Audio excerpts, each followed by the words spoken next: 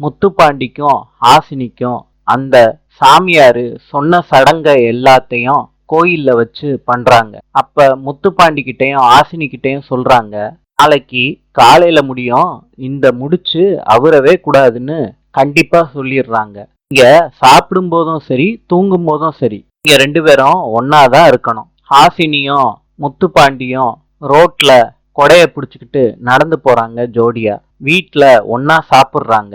அந்த டயத்துல விசில் சத்தம் கேக்குது. முத்துப்பாண்டி வேகமா ஓடுறாரு. ஜிலேபி வெளியே நிக்கிறாரு. எங்கடா அது அப்படின்னு ஜிலேபி கிட்ட கேக்குறாரு முத்துப்பாண்டி. நான் தரேன்டான்னு சொல்றாரு ஜிலேபி. சரக்கு பாட்டில வாங்கிக்கிட்டு வீட்டுக்குள்ள போறாரு. இப்ப ஹாசினி திரும்பி நிக்கிறாங்க.